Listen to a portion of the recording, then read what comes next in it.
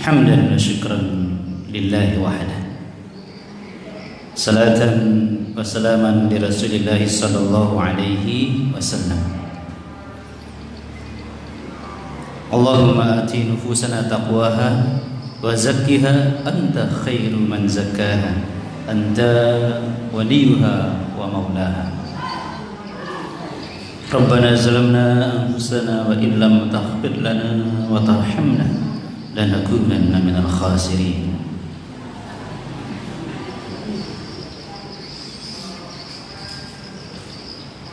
Ibu yang dirahmati Allah Subhanahu wa taala,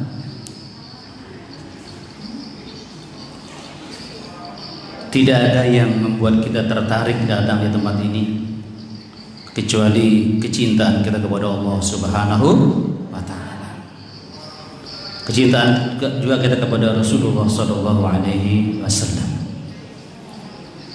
Siapa yang bernafas, siapa yang berjalan, siapa yang bergerak, dan siapa yang berkumpul karena Allah, cinta kepada Allah, pasti hidupnya bahagia.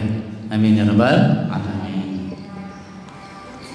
Alhamdulillah, setelah sekian lama kita tidak bertemu dan sempat Ahad yang lalu hujan deras ya ditunda. Tadi hampir saya lupa. Alhamdulillah, mana yang ngehubungi saya tadi? Hampir saya lupa, serius ya, karena ada acara dari Pandaan, kemudian saya istirahat sebentar, layah-layah gitu, ternyata alhamdulillah ditelepon, masih rezeki kita bertemu. Alhamdulillah. Karena mungkin semangatnya pemburu surga, semangat pemburu surga tidak akan pernah lekang, ya. Baik, ada sebuah pertanyaan yang perlu kita jawab dengan kajian hari ini. Seperti yang terpampang di layar, mengapa kita harus segera beristighfar? Tolong dicatat, ini bukan meminta kita istighfar, tapi segera melakukannya. Mungkin kita banyak istighfar tapi tidak semangat segera beristighfar. Allahu Akbar. Insyaallah akan kita jawab dengan surah Ali Imran 133. A'udzu billahi minasyaitonir rajim. Wasari'u ila magfiratin min rabbikum wa jannatin 'arduha as-samawati wal ardh u'iddat lil muttaqin.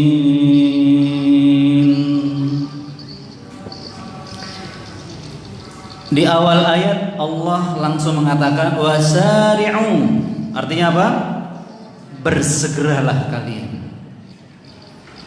Bukan istaghfiru, minta ampun, bukan. Tapi bersegera kalian ila maghfirah, mendapatkan ampunan, min rabbikum, dari Rabb kalian, wa jannatin, dan bersegera kalian untuk meraih jannah, surga, arduhas samawati wal ard, yang luasnya seluas langit dan bumi. Subhanallah. Wa'iddat lil muttaqin, sudah dipersiapkan oleh Allah untuk orang-orang yang bertakwa.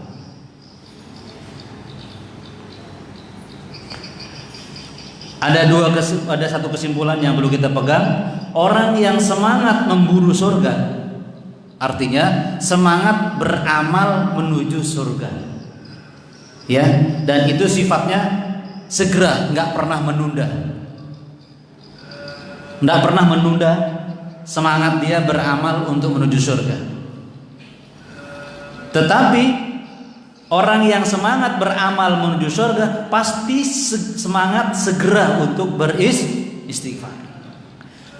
Jadi ayat ini menunjukkan justru orang yang segera beristighfar bukan orang yang merasa berdosa terlebih dahulu, Tapi ketika dia semangat sholat jamaah, semangat taklim, semangat infak, semangat berbuat baik, dia iringi dengan semangat istighfar. Ini yang menarik.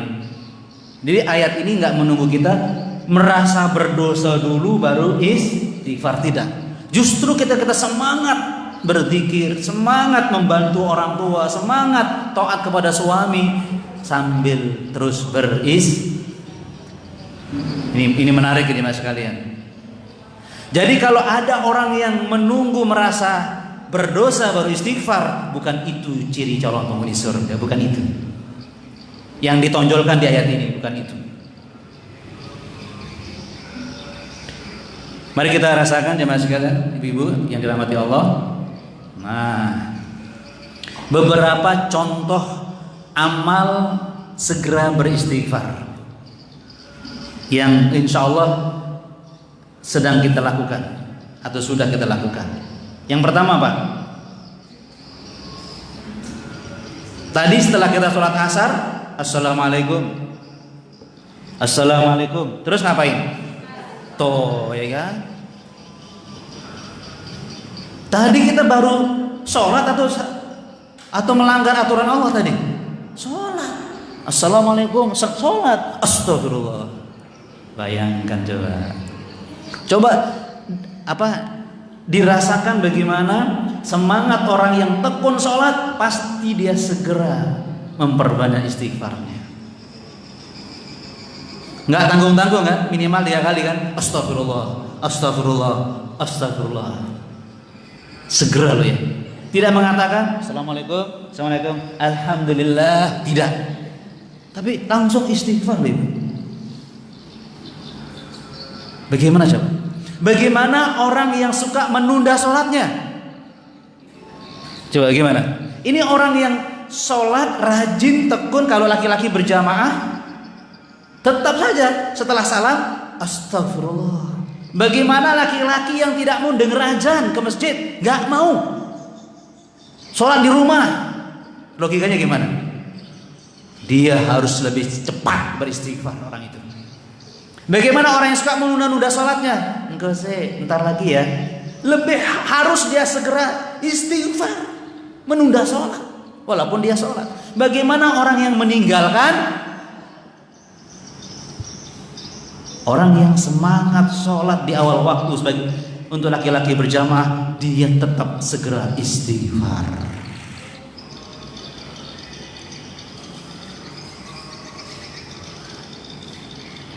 Ya Allah. Jadi kalau kita mengatakan sholat kan lambang ibadah utama kan, jadi orang yang ahli ibadah atau orang yang paling soleh kersikan atau se-Pasuruan, se-Indonesia, ciri utamanya pasti segera memperbanyak, bukan segera membicarakan aib orang lain. Tuh si bodoh, enggak. Ingat ini, ciri wanita solehah pasti segera memperbanyak istighfarnya. Kalau ada di sini semuanya istri yang paling setia kepada suaminya, paling banyak istighfarnya. Bagaimana kalau suka meremehkan suaminya?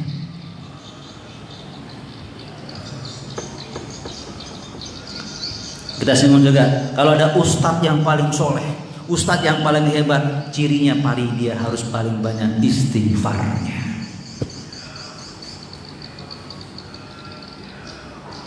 Astagfirullah wa atubu ilaih, minimal.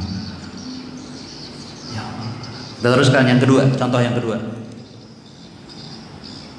Ini menarik lagi nih. Apa yang kita lakukan sebelum kita meninggalkan Masjid Ar-Riyadh, menutup majelis taklim? Apa yang kita lakukan? Subhanakallahumma wa bihamdika asyhadu an la ilaha illa anta astaghfiruka wa atubu ilaik. Coba dimaknai, coba. Kita ini kumpul-kumpul membaca Al-Quran, mendengarkan hadis, merenungkan ayat Allah, semangat mencatat astagfirullah, astagfiruka wa atubu ilaik. Bayangkan Jangan lagi ada perasaan, ini paling pinter nih, ilmu saya soheh, yang lainnya nggak ada bakatnya. Tidak, itu kerja orang yang alim. Kalau Anda ketemu ustadz sering menjelek-jelekan orang lain, sudah istighfar. Saya ulang lagi nih, bentuk ya. Apalagi murid nyombong kepada orang-orang yang tidak taklim, bukan itu kerjanya orang yang alim. Tapi dia sibuk, astagfirullah, aku ini ya Allah, kroso ya Allah banyak dosaku ya setelah taklim nih, banyak kesalahan saya, astagfirullah wa atubu ilaih. Semangatnya bahkan istighfar dan taubat. Berarti ada makna di sini. Hei, yang suka taklim, jangan sekedar hafal ilmu yang disampaikan ustadz, jangan hanya dicatat, tapi direnungkan dalam hati. Untuk apa? Mengkoreksi diri sendiri.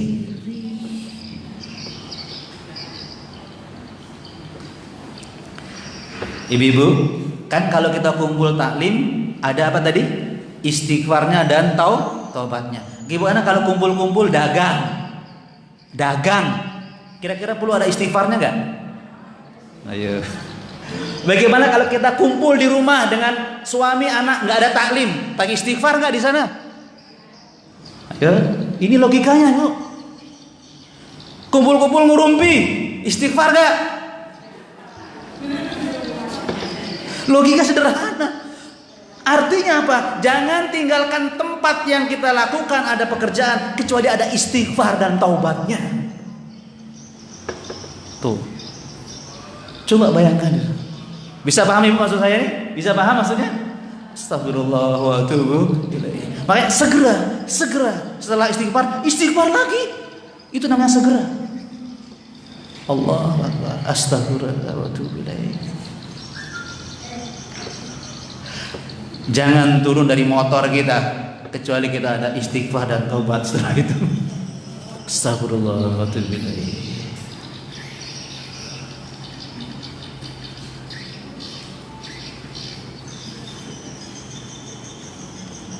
Tempat, jadi masih ingat kan?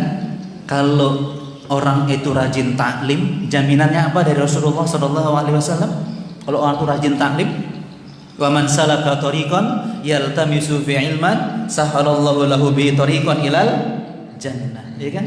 Barang siapa yang rajin pergi ke majelis taklim untuk menuntut ilmu, Allah mudahkan jalannya menuju. Bayangkan, jelas ini mau ke surga, yaitu tetap istighfar dan taubat. Bagaimana kita menuju yang nggak jelas tempatnya? Allahu Akbar.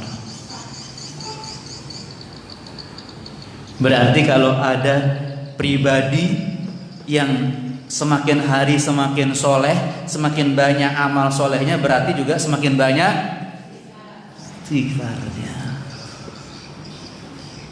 Astagfirullah wa atubu ilaih.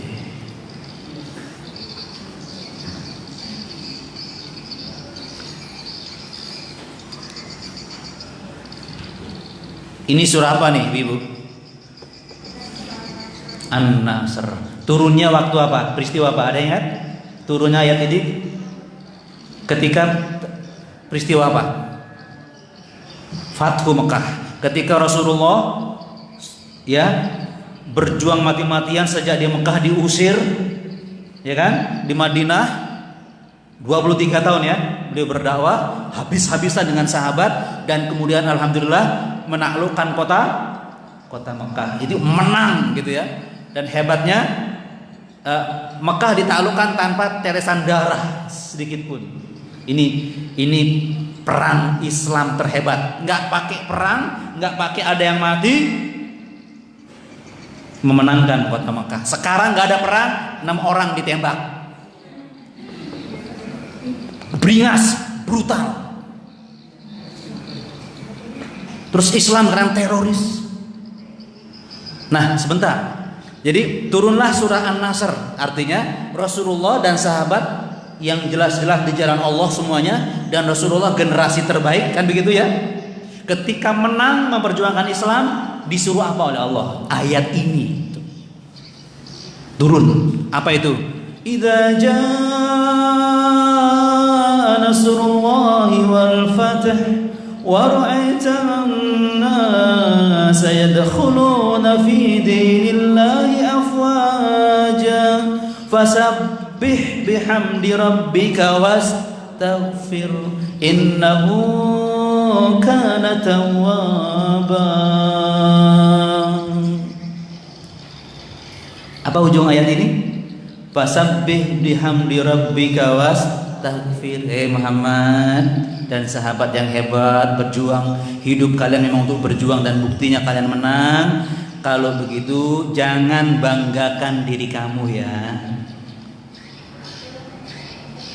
Biasanya kalau sekarang ada partai yang menang dengan cara licik apa? Kalian apa? Ini lihat ini, bertasbih kepada Allah, bertahmid, subhanallah, alhamdulillah. Nggak ada nyebut saya, nggak ada nyebut kita, nggak ada. Kemudian apa? Astaghfirullah, wastaghfir, beristighfar. Ini pakai fi'il amr. Orang yang menang berjihad, dia sudah 23 tahun berjuang, disuruh istighfar. Dan Allah Maha menerima taubat.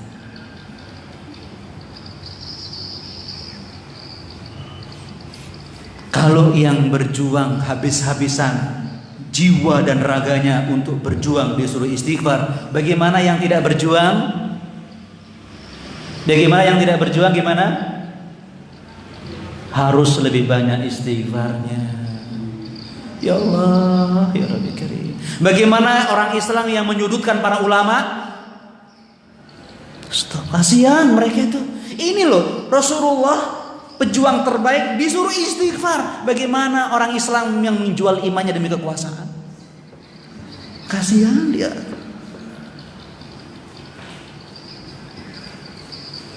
Ya Allah, ya Rabbi Karim. Bagaimana yang kita tidak antusias membela Islam? Astagfirullah wa atubu. Wajib wajib istighfar yang banyak. Allah Akbar.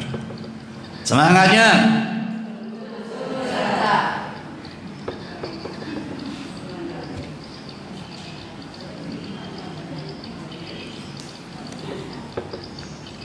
Ibu-ibu yang dirahmati Allah Subhanahu wa taala, yang sedang istighfar kayaknya diam semua.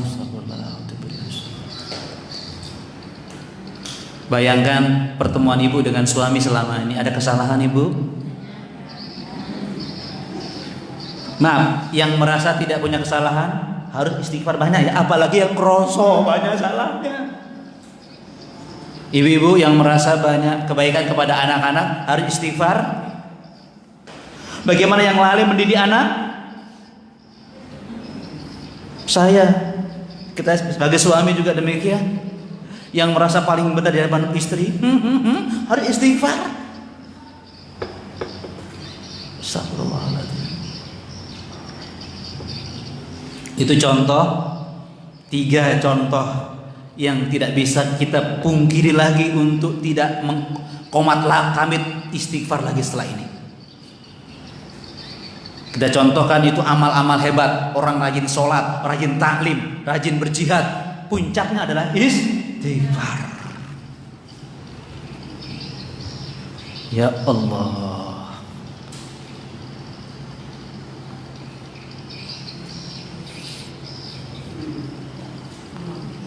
Itu contoh. Dan berikut keterangannya membuat kita juga segera beristighfar. Enggak menunggu berbuat dosa dulu baru beristighfar, apalagi sudah berbuat dosa. Kan begitu. Bila seseorang melakukan dosa hendaknya segera beristighfar sebelum meninggalkan tempatnya. Kenapa?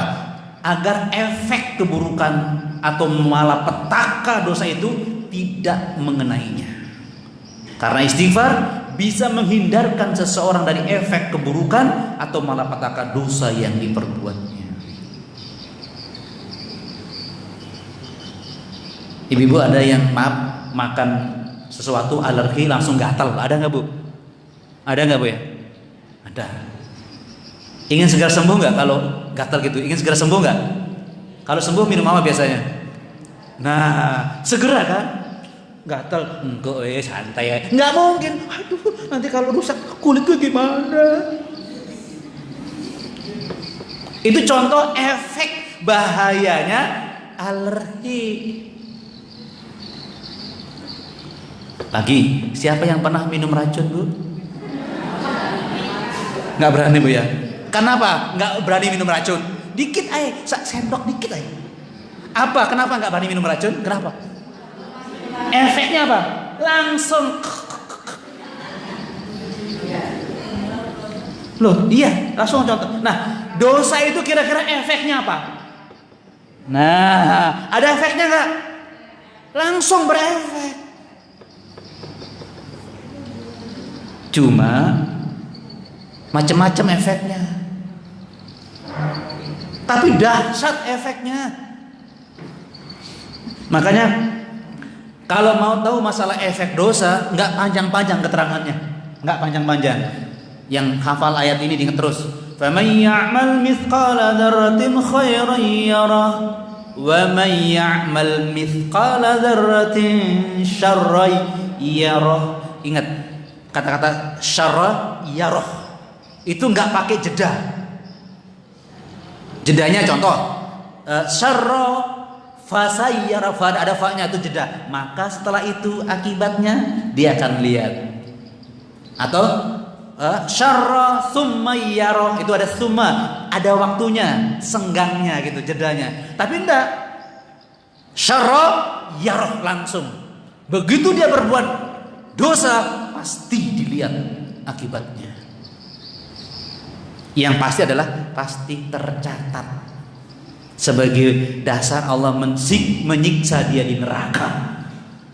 Langsung. Jadi keyakinan kita melihat setiap dosa tidak pernah lalai, pasti tercatat meskipun sebesar, ya Allah, kecil sekali, apalagi sebesar jerawat. Tercatat jerawat, apalagi udunan, besar udun. Astagfirullahaladzim. Ya Allah, ya Rabbi Karim. Jadi dosa itu efeknya lebih bahaya daripada alergi, lebih bahaya daripada minum racun.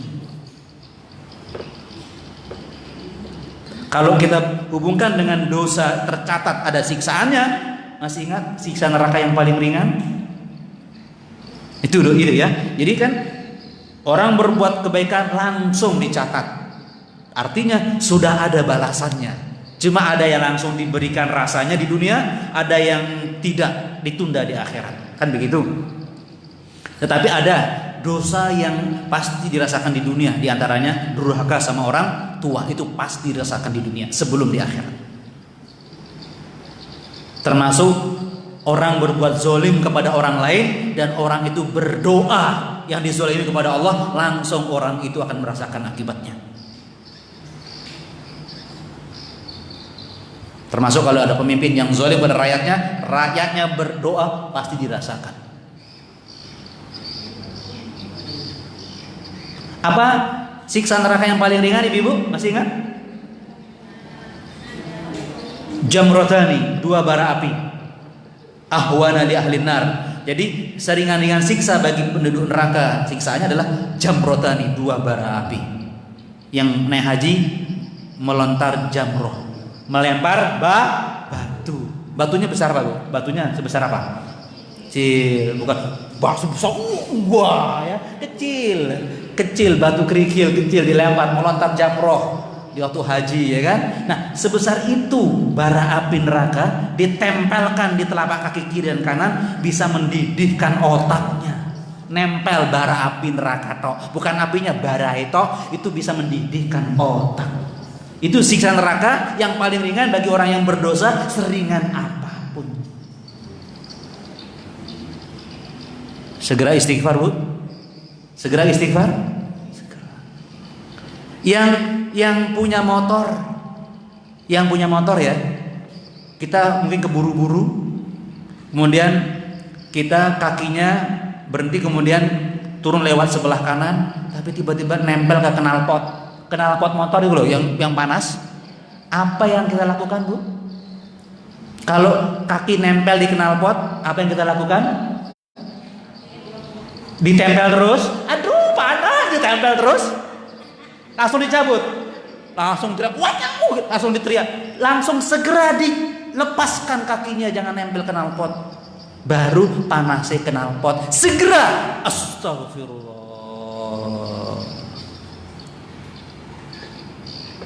Ibu-ibu yang lupa pakai pelindung tangan, ngangkat wajan yang baru di kompor, dipegang gimana? Panas, dipegang terus. Wah, langsung begitu. Nah, baru panasnya wajan, segera lepaskan diri. Langsung begitu.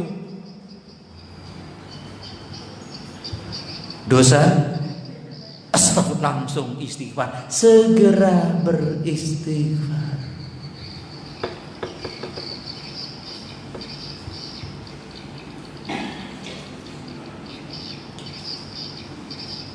Minimal kita mengucapkan astagfirullah. Lebih bagus lagi, tambah lebih panjang, astagfirullah wa atubu ilaihi. Tolong diingat. Mau panjang lagi boleh, didahului dengan subhanallah wa bihamdih astagfirullah wa atubu ilaihi. Itu ada contohnya. Panjang dikit, astagfirullah alladzi la ilaha illa huwal hayyul qayyum wa atubu ilaihi. Lebih panjang lagi sedikit, astaghfirullah hal azim, ada al azimnya, alladzi la ilaha illa huwal hayyul qayyum wa atubu ilaih. Lebih panjang lagi sedikit, Allahumma anta rabbi la ilaha illa anta khalaqtani wa ana 'abduka wa ana 'ala ahdika wa 'adika ma sata'tu a'udzubika min syarri ma sana'tu abu'u laka bi ni'matika 'alayya wa abu'u bi dhanbi faghfir li fa innahu la yaghfiru dzunuba illa anta.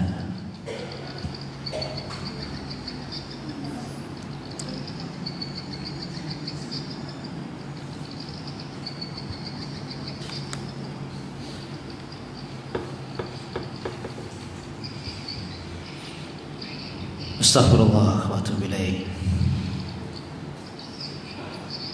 Sekarang kita akan terus mengikat hati dan semangat kita untuk enggak lalai dan lengah dari segera istighfar. Kita tidak perlu membahas orang yang kerjanya korupsi. Sudah jelas nasibnya. Selalu berbohong, meskipun media itu nggak bisa dibohongi, keterlaluan, pasti akibatnya jelas. Janji palsu,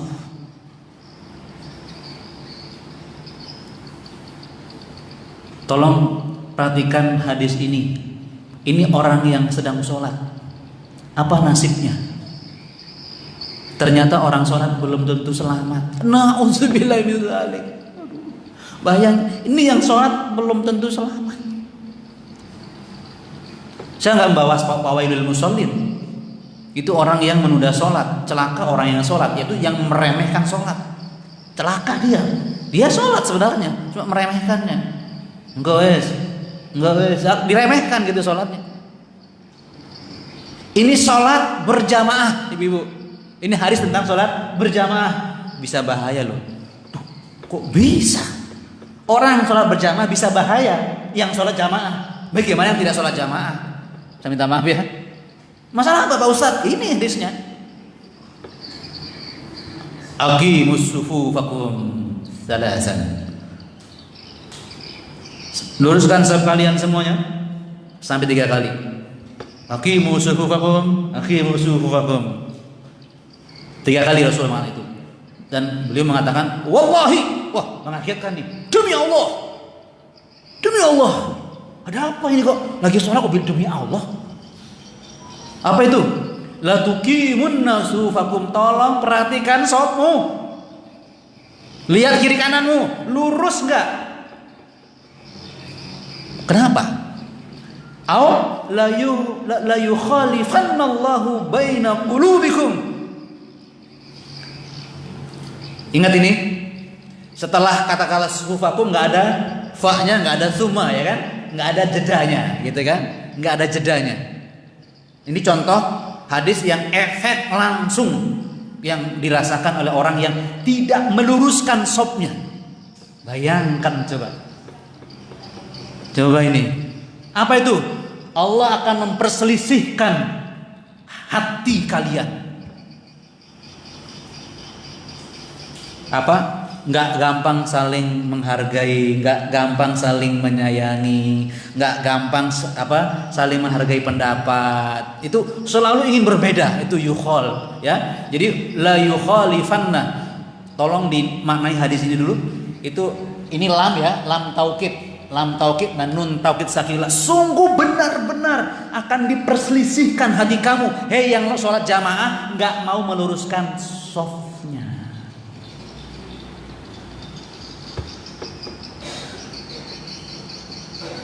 Ibu, bisa dipahami Bu? Orang yang rajin sholat masih terancam dia kalau dia tidak lihat kakinya untuk diluruskan dengan kiri kanannya. Langsung efeknya tidak bisa bersatu. Dan ini yang perlu kita pegang. Kenapa kaum muslimin tidak bersatu? Jawabannya diantaranya nggak suka meluruskan shaf ketika jamaah. Apalagi yang tidak suka sholat jamaah. Halo? Jadi suka sholat jamaah belum tentu bersatu. Apalagi ada yang tidak suka sholat jamaah. Halo? Berarti kalau kita ingin tahu pemimpin yang kita pilih, lihat apanya dulu. Kalau kita lihat ini, dia bersatu nggak dengan rakyatnya? Lihat apanya? Ayo, kalau kita milih pemimpin, yang kita lihat pertama kali apa? Apakah dia bersatu dengan rakyatnya? Lihat apanya? Rajin nggak dia sholat jamaah? Dan senang nggak dia meluruskan shopnya? Bukan hanya jamaah, apakah dia rajin meluruskan shopnya dalam jamaah? Kalau dia nggak suka sholat jamaah, jangan dipilih. Jelas tidak bersatu dengan rakyatnya. Wallahi, saya ikut Rasulullah ya. Wallahi la tuqimanna sufufakum. Ayo, mau ingat, mau ikut kata-kata diantaranya yang pernah dipenjara itu, mendingan pemimpin yang kafir tapi jujur daripada pemimpin muslim yang korupsi. Podo eleke. Kok mendingan? Ya mendingan yang muslim yang korupsi mendingan. Kalau mau mendingan, siapa yang menjamin orang kafir lebih baik dari orang muslim? Siapa yang jamin? Astagfirullahaladzim. Sekarang di antara orang-orang soleh, lihat apakah dia sholat jamaah dan meluruskan shop itu yang ini.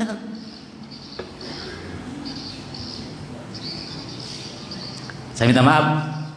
Sekarang dikoreksi suaminya masing-masing. Apakah sholat jamaah rajin? Halo? Sholat jamaah rajin suaminya masing-masing? Kalau nggak sholat jamaah berarti bisa jadi sulit ada persatuan dengan istrinya. Hatinya bermasalah. Sholat berjamaah pun belum tentu bagus kalau dia tidak memperhatikan lurusnya shaf ketika berjamaah. Bagaimana anak-anak kita yang laki-laki rajin berjamaah? Ini dia jemaah sekalian. Makanya kalau belum bisa dikatakan astagfirullah wa atubu ilaih, ya Allah.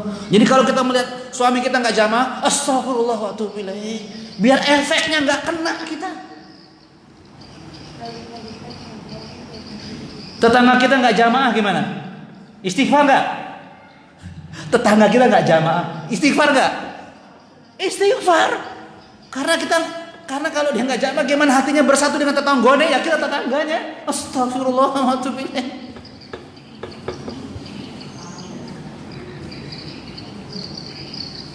Ibu baru dengar keterangan seperti ini. Kok pada melongo semua? Boleh istighfar ya? Astagfirullahaladzim. Alhamdulillah. Istighfar semua ya, alhamdulillah.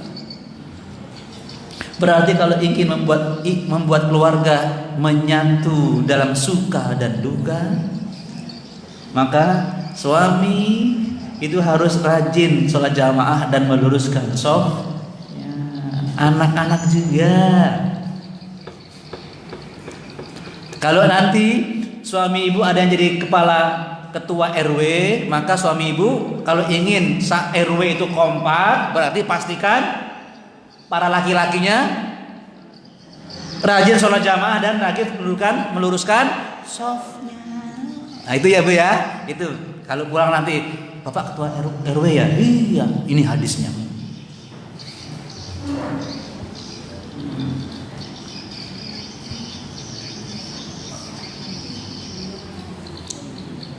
Mumpung lagi lewat ini, tadi kan kita jelaskan kalau ada orang yang rajin taklim maka pasti dia rajin bagaimana kalau yang suka membubarkan majelis taklim?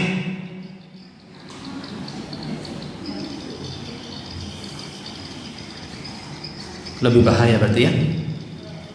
Astagfirullah wa atubu ilaih.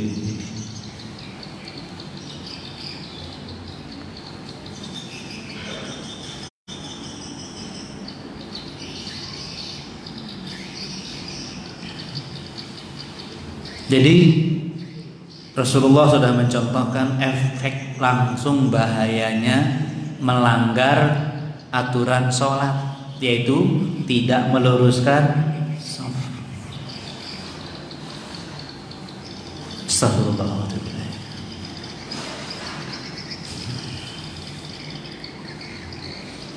Sekarang teman sekalian, efek langsung yang Allah terangkan dalam Al-Quran, orang itu sulit menerima kebenaran. Bahkan bahasanya bukan begitu, maaf ya, la yasma'un, bahkan dia tidak suka mendengarkan kebenaran.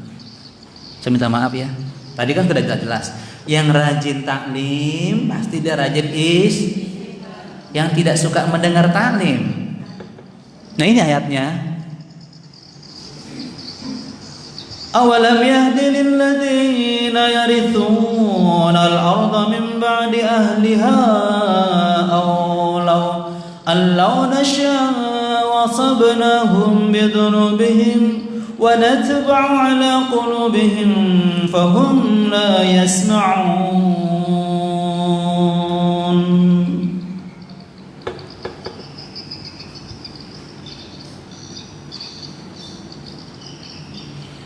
Apakah belum jelas bagi orang-orang yang berkuasa di bumi atau yang tinggal di bumi ini, mimba di ahliha, tetapi sudah dilenyapkan penduduknya. Allau nasya'u asabnahum bidzunubihim, kalau kami mau, kata Allah ya, kami akan timpakan azab karena dosa-dosa mereka. Jadi Allah terangkan, kalau kita dengar ada kaum Tsamud, kaum ini yang habis di muka bumi, itu karena dosa-dosa mereka. Ada yang dilikuifaksi, yang di seperti di mana itu di Palu ya, Patobo itu ya, pasti ada dosa-dosa ya di sana. Di Aceh, dimanapun. Iya. Jadi itu efek langsung dirasakan di dunia, kehancuran sebuah negeri karena dosa-dosa mereka. Asabnahum bidzunubihim, kami azab mereka karena dosa-dosa mereka ketika tinggal di dunia ini. Bidzunubihim, dosa-dosa mereka. Apakah tidak ada dosa di Indonesia ini? Macamnya banyak ya. Segala jenis dosa ada di Indonesia. Iya. Apa tidak khawatir Indonesia akan hancur? Kalau khawatir berarti harus apa? Astagfirullah wa atubu ilaih. Ya Allah, ngeri. Bahkan orang yang jadi panutan kita, dosa di depan kamera. Senyum-senyum lagi. Astagfirullahaladzim.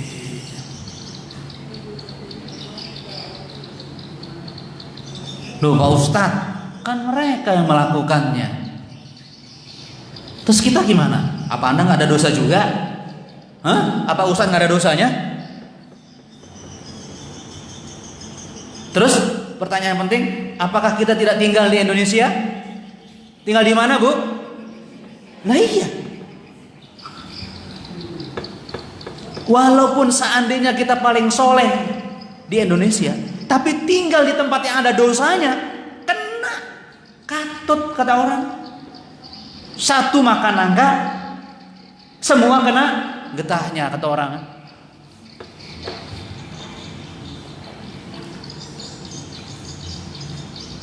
Jadi kalau tubuh kita rusak, hancur karena makan racun, dosa juga racun bagi kehidupan. Bisa merusak dan menghancurkan kehidupan. Kenapa rumah tangga ada yang kacau balau? Pasti ada pelanggaran suami atau istri di sana. Betul tidak? Pasti ada pelanggarannya. Bahkan yang bahaya lagi, sudah berbuat dosa, dikritik, nyalahkan yang mengkritik, bahkan dijadikan tersangka. Kan aneh. Ini makanya kata Allah, wa natba'u ala qulubihim wa hum la yasma'un. Kami kunci hati mereka.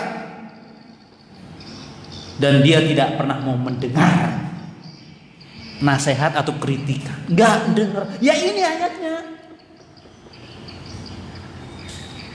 Astagfirullahaladzim. Setiap mengkritik dipanggil.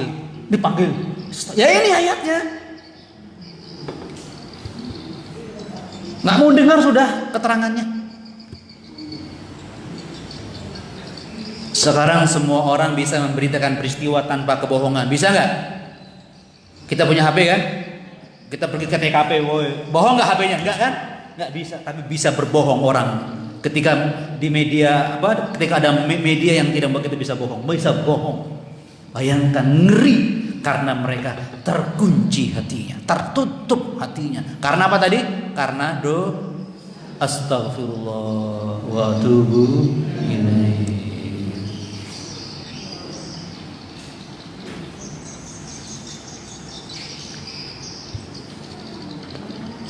Ibu-ibu dirahmati Allah Subhanahu wa taala, masih ingat perang Badar? Rasulullah dan sahabat menang atau kalah? Menang atau kalah? Menang ya. Terus kalau di perang Uhud? Perang Uhud kalah. Kenapa kalah?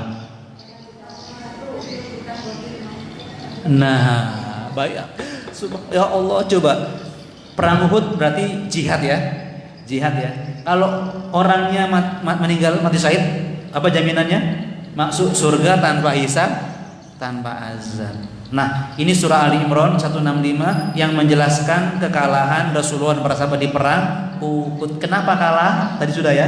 Karena kemaksiatan sebagian kecil dari tentara Rasulullah sallallahu alaihi wasallam. Ini lagi berjihad. Apa tuh kata Rasulullah? Ya, pemanah yang di bukit jangan turun kamu. Ya, ingat ya. Ini perintah Rasulullah, wajib ditaati kan? Para pemanah, apapun keadaan di bawahmu, menang atau kalah, kamu tetap bertahan. Kalah saja bertahan, apalagi menang saja bertahan, apalagi kalah. Jadi apapun terjadinya, kamu tidak boleh meninggalkan bukit. Betul? Itu perintah wajib hukumnya. Perang di bawah. Dan mereka melihat dengan mata kepala sendiri.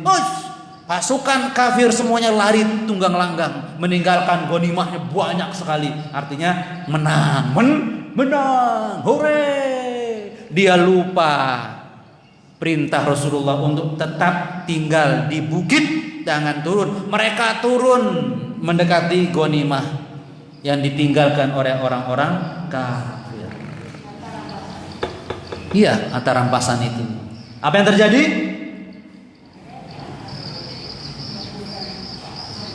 Siapa pasukan kafir yang masuk Islam itu? Siapa namanya? Itu ternyata mengitari bukit yang tadi dituruni, dan mereka ketika maju ke depan dari belakang diserang habis-habisan. Dan hampir Rasulullah meninggal dunia karena beliau terkena rahangnya dan jatuh di lubang, sepertinya beliau meninggal. Muhammad telah mati, sampai begitu. Itu gara-gara maksiat. Satu pelanggaran pasukan perang, sebagian terkena semua kaum muslimin. Bahkan Rasulullah, orang yang paling soleh, orang yang paling baik, terkena imbasnya. Bagaimana kita? Kita orang yang paling baik ya. Kita orang paling baik ya. Dan suka menyalah-nyalahkan orang lainnya.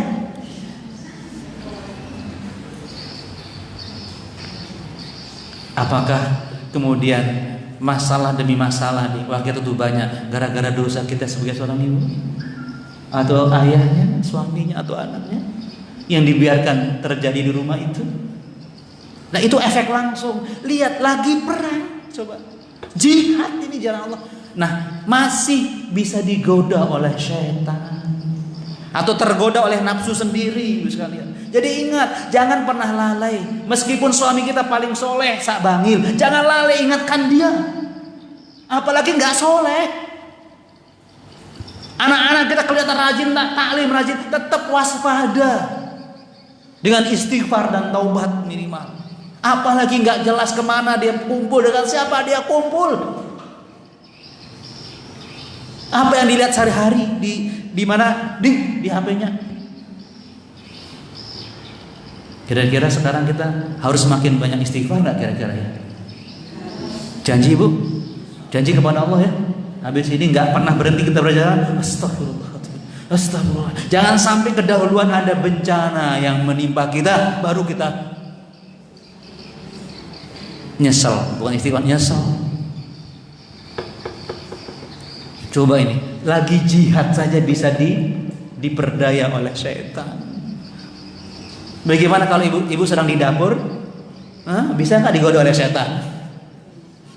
Kalau lagi dagang di pasar bisa digoda oleh setan? Lagi dulu taklim bisa digoda oleh setan? Ustaz lagi ceramah bisa digoda setan? Bisa. Wah, lagi sholat aja digoda setan. Lagi jihad itu loh, Mas.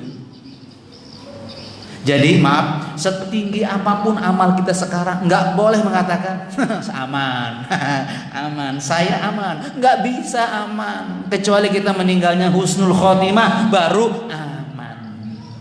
Karena setan tidak pernah berhenti menggoda kita, karena nafsu kita tetap hidup membara, menggoda kita untuk menjauhi Allah Subhanahu wa Ta'ala. Semangatnya.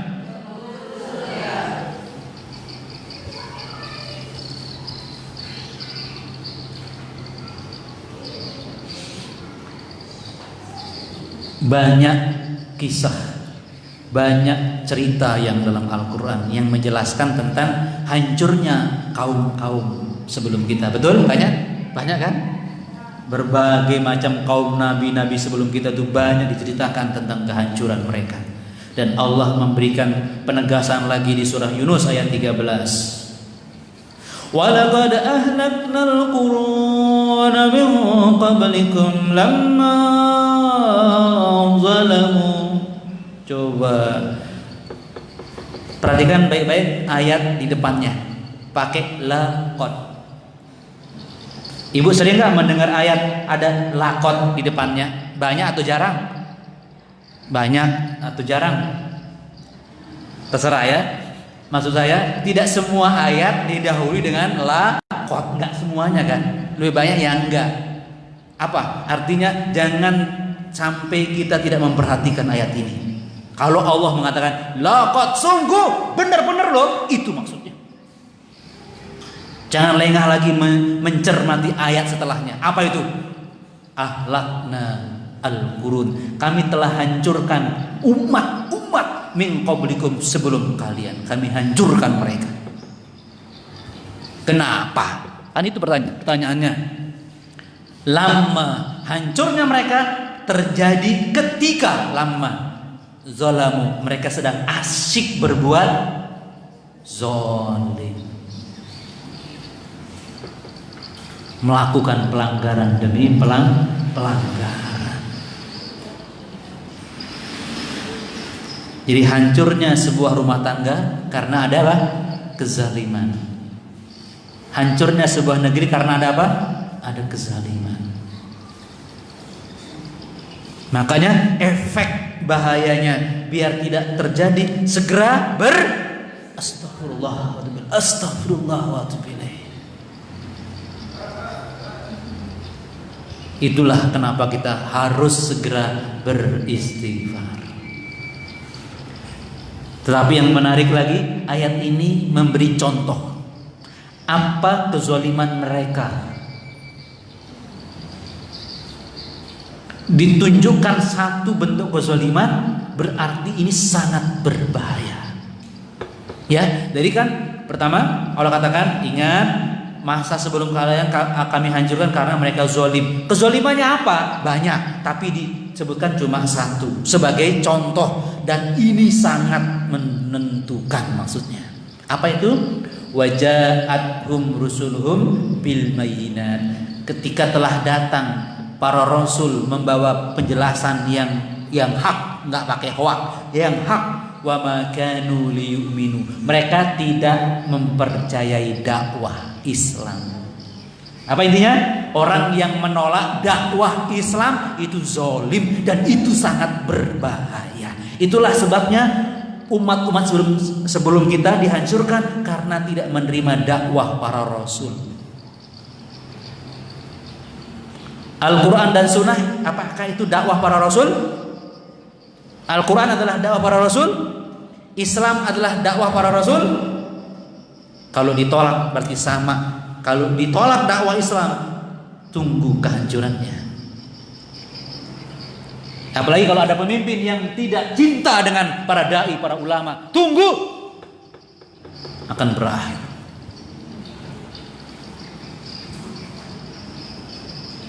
Na'udzubillahi min dzalik. Astaghfirullah wa atubu ilaih.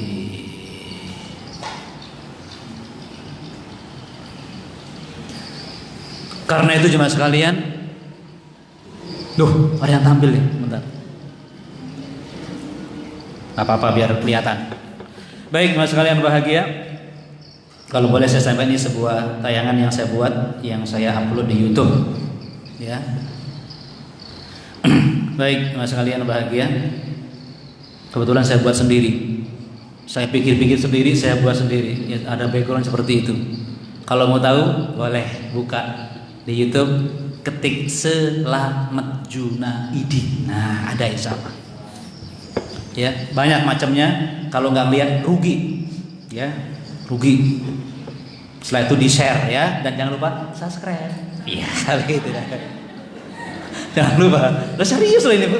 Loh, karena kalau anda apa, sebarkan pahala bagi yang melihat lagi. Ya, nggak lihat, pahala amal jariah. Cukup share toh, wes. Jangan lupa subscribe-nya ya, jangan lupa subscribe. Baik. Ya, baik, masakan bahagia. Karena kasihan kalau YouTube isinya ada yang buat orang berdosa, harus disaingi. Hanya saya belajar, ketemu pelajarannya. Mami, saya syuting di kamar ini, Bu. Saya syuting di kamar. Tapi di belakangnya ada filmnya, ada pemandangannya. Beda-beda kan? Layarnya pakai layar hijau. Baik. Saya syuting sendiri, saya rekam sendiri, nggak ada yang bantu saya. Alhamdulillah. Karena orang lain kan bayar. Orang lain bayar. Baik, Mas. Itulah saya merasakan Allah mempermudah jalan saya kalau keinginan itu ada, Mas sekalian. Ya. Baik, Mas sekalian. Nah, makanya ini puncak pembahasan kita, ya, yang lagi jalan itu ya. Apa nih?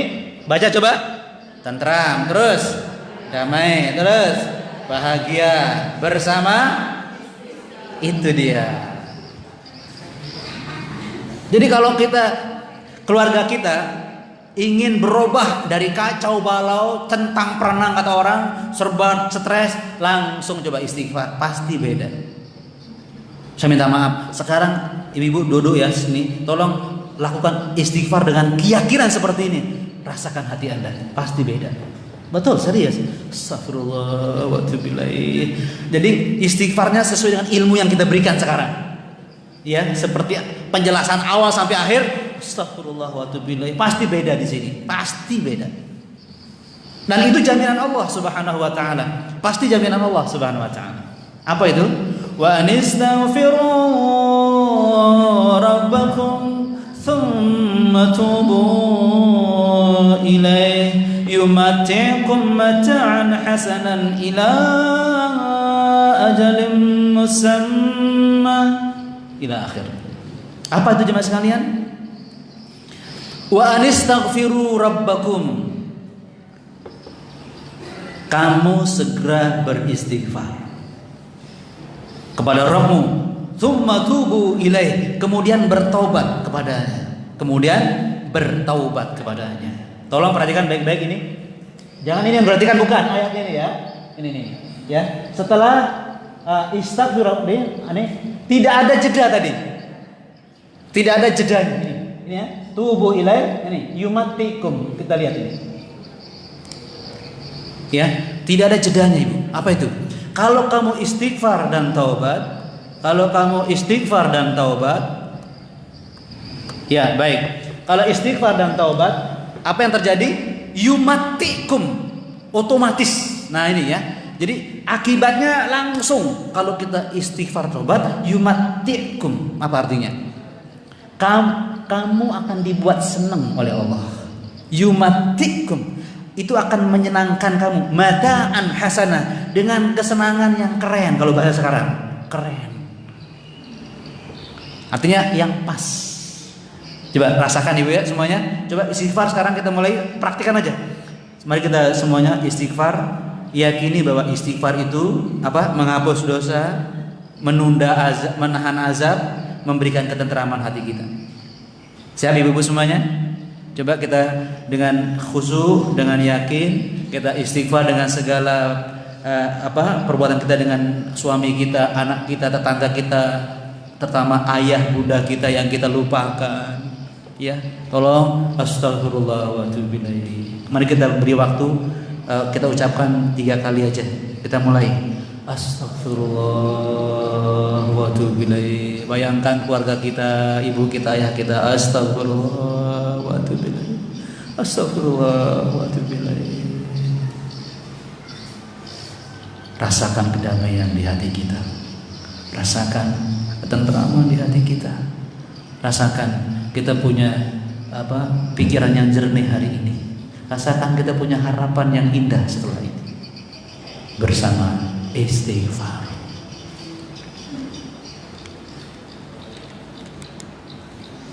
Itu surah Hud ayat 3 ya, yang tadi itu surah Hud ayat 3. Jadi selama kita beristighfar, Allah menjamin selama itu kita pasti tenang, tentram, damai dan bahagia. Serius. Berarti tidak ada hari, tidak ada detik tanpa istighfar. Iringi kebaikan kita dengan istighfar. Apalagi keburukan kita. Baru sholat istighfar, apalagi belum sholat. Taklim istighfar, apalagi gak taklim. Sedang berjihad istighfar, apalagi tidak berjihad. Seolah-olah tidak ada hidup kecuali memang hanya untuk istighfar. Dan itulah inti kebahagiaan, inti ketentraman ketika kita membersihkan hati dari noda-noda dosa.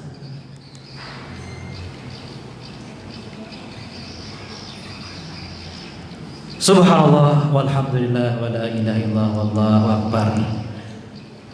Inilah resep hidup yang pasti membuahkan ketenangan, ketentraman, kebahagiaan. Dimanapun kita berada, saat apapun yang terjadi menimpa kita, kalau kita hiasi dan istighfar, semuanya membawa ketenteraman dan kedamaian. Wallahu a'lam bishawab. Ada yang ingin disampaikan oleh Ibu? Monggo. Udah jam 5 lebih 21 menit. Udah cukup ya? Ya baik, cukup. Minta maaf, astagfirullah wa atubu ilaih. Ya, jangan sampai nanti suami menunggu di rumah, saya dimarahin nanti. Astagfirullah wa atubu ilaih. Saya minta maaf ya. Jadi saya berhentikan karena takut dosa nanti ya. Saya minta maaf ya. Baik, kita tutup dengan doa kafaratul majlis. Subhanakallahumma wa bihamdika asyhadu an la ilaha illa anta astaghfiruka wa atubu ilaik. Sampai ketemu, semoga panjang umur dan sehat selalu. Assalamualaikum warahmatullahi wabarakatuh.